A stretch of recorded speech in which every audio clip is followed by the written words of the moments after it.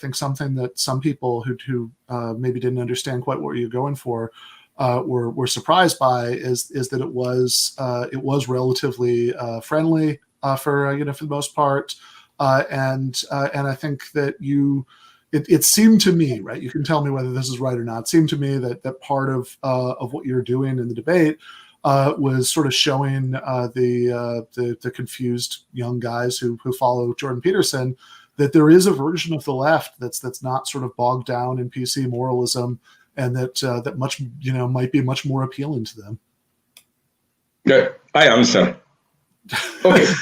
No, you got it. You are totally right. I didn't want to focus on attacking Peterson, whom I even, as far as I know it, as a person, consider absolutely not simply a bad guy. Let me tell you a secret. Okay, a secret which maybe I told publicly just 10, 20 times. But do you remember, what is it now? Already some 3-4 years, even more ago, that debate on Canadian TV. Peterson versus a couple of LGBT politically correct guys. I must say, together with, I heard even Chomsky and some others, I was there on Peterson's side. You know what did strike me? Those guys who were protecting this, each person has to have himself or herself or themselves named, called the way they want, and so on. And then the most shocking moment for him was when one of the guys said, but don't you know, even in nature, sexes don't exist. And in this very patronizing way, if you don't know it, I can give you some books. But I mean, I don't see anything else in that than this most common place that, of course, sexes are always blurred and so on and so on. But I find this an extremely dangerous line of thought, because I'm hearing from my liberal, not true left friends, the same argument against class struggle, for example. There is no class struggle. There are just multiple groups, conflicts, and so on and so on. And I think this is a dialectic which is well developed in Marxism. That the paradox is that you have a basic antagonism, but this antagonism necessarily appears empirically as multiplicity. The basic point of Marx is that class struggle doesn't mean there are, either now or in some utopian, which will never come, revolutionary moment, there will be pure conflict, just two classes. No, whole class struggle is the struggle, position war, as Gramsci would have put it, for who will get all those who are even out of class struggle, not with a clear role in it. Class struggle is necessarily a multiplicity, but it's still a basic antagonism. So, and also that line of attack, treating Peterson as an idiot who didn't read books, where they explain to you everything, that there are not only two sexes. The first thing, as my colleague Alenka Zupancic developed nicely in her book, what I question is the very, and this is a general tendency, the replacement of the term sex with gender.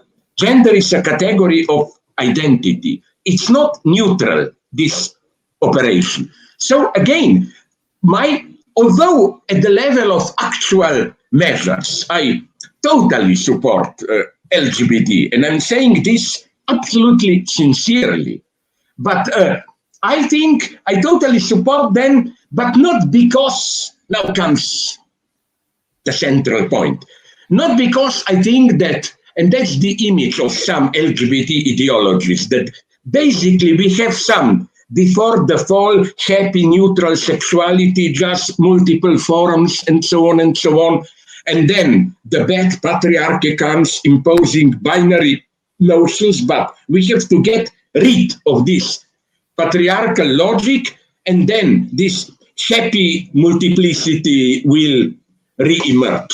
No, I think, again, And Peterson is closer to this than some LGBT people. Didn't you notice how that was also one of my reasons why I appeared there? How, and I cannot get rid, and Russell, you also know this, that many of these LGBT politically correct theorists, I don't confuse them, act as if, although it's so fashionable today to say, oh, Freud is outdated, blah, blah, Victorian era bullshit, but they act as if as if Freud didn't exist, as if the unconscious doesn't exist. For example, the whole theory of agreement, we have to sign agreement before making love and so on and so on. The presupposition is pure liberal one. Forget unconscious, forget your personal mess.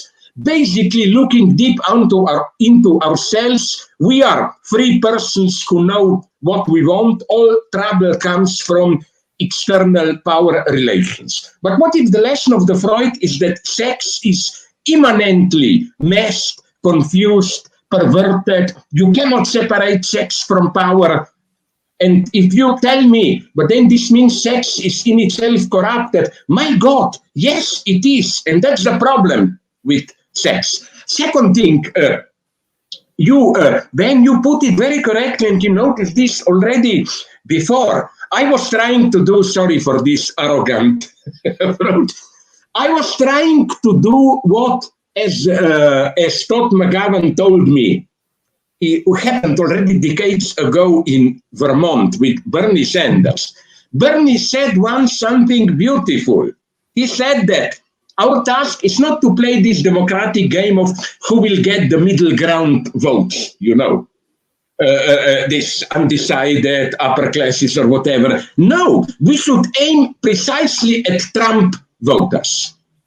We should get them, all those impoverished white class people. There are also them, although I know many of them, they are fake workers' friends. They are billionaires and so on. But many of Trump workers are confused, ordinary people. We have to approach them. There is no victory without getting over Trump voters. And that was my aim there. To, as you, Ben, put it very precisely, we should always forget, and this is what many leftists will never forgive me when I pointed out that, yes, Trump is a horror and so on, but Trump is a symptom of the failure of liberal democratic hegemony.